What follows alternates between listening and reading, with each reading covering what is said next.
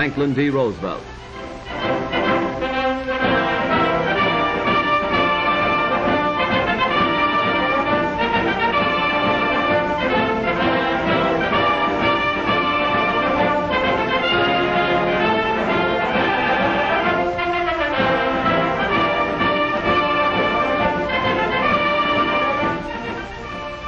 Every worker in the country, farmers, bank presidents, streetcar conductors, dentists, teachers, clerks, mechanics, even unskilled laborers, work 3 months of every year to pay for what government spends.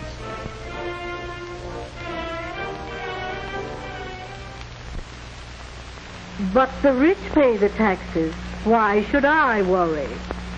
That's where we're fooling ourselves. Why, if government took all incomes over $5,000 a year and taxed them 100%, that would pay the cost of government for only 4 months. Everyone, whether in the factory, shop, farm, or office, pays for the cost of government. Well, suppose we do. But I am willing to pay taxes to provide national defense for my country, to see that we have an army, a navy, and airplanes strong enough to protect us against any invaders. Every American agrees that our country's defenses must be so strong that no nation would dare attack us. We don't want what has happened in Europe to happen here. Let us not forget the lesson taught by Europe's agony. We all know that England and France tried the easy way. That France under Premier Léon Blum had a New Deal similar to our New Deal, and that today the French people have paid in blood and sorrow the price for that fatal experiment. Every thinking, patriotic American favors this country building up its national defenses at once. That job has been delayed far too long by the experimenters in Washington. No one today disputes the need for a powerful Army, Navy, and Air Force for our national defense, for these taxes are willingly paid. But our money has not been spent during the last 7 years for national defense. In the last 7 years, the New Deal has spent the breathtaking sum of $58 billion. Of this total, only $6 billion and $900 million was spent on national defense. So-called defense taxes now being imposed are not sufficient to meet the ordinary deficit, much less defray the cost of past, present, or future defense. What did we get for the money spent by the New Deal for defense? Ranking officers of the Army have told Congress, in effect, that our national defenses are woefully inadequate, that we lack automatic rifles for our infantry, that we need tanks and anti-aircraft guns, that few of our airplanes are modern in the light of the lessons taught during the European War. Money spent on the visionary Passamaquoddy project for the harnessing of the tides would have bought guns and tanks, which we now need so badly. The Florida Ship Canal, another wasteful boondoggling failure, into which the New Deal has squandered more millions instead of spending money for necessary additions to our national defense. The abandoned canal is now just a big mosquito-breeding ditch, the costliest hole ever dug. Billions scattered in all directions except to improve our Army, Navy, and Air Force. New agencies, new departments, new bureaus, more and more job holders to run these agents. In the last 7 years, the number of civil employees of the federal government has increased by almost 400,000 and increased double the size of our regular Army, and many of them receiving salaries far above that paid to the average man and woman in this country. The chief task of this great army of job holders has been to figure out ways and means to spend more and more of your money. Greater spending, greater debts, increasing taxes. Already the national debt is at record high. In 1917, our debt was not much more than the amount we now pay in annual interest. In the wake of the World War, the national debt rose to $26 billion. Then the enormous total is reduced. Slowly it moves downward and prosperity blankets the nation. Machinery whirls, railroads rush carload after carload from producer to consumer. Despite honest efforts for recovery, depression increases the national debt. The national debt rises. 1933, $22 billion, and up it goes. Down go employment and earnings. 1937.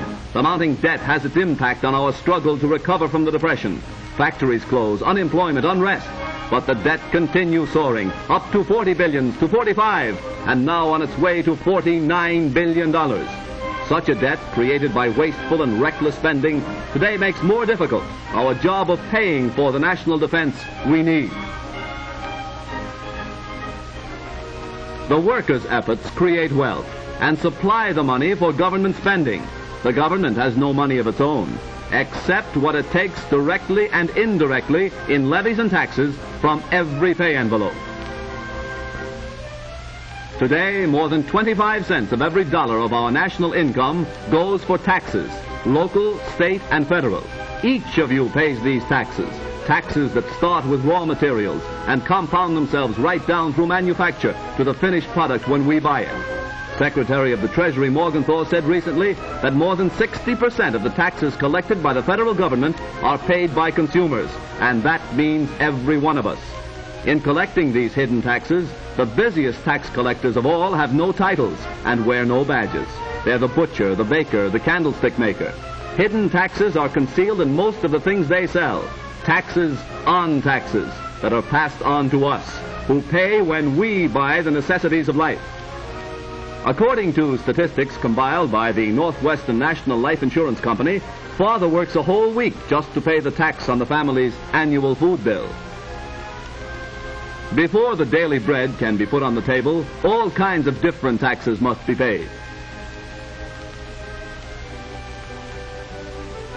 Every product, every service that makes for comfort and pleasure in the daily life of the American family is taxed in many ways.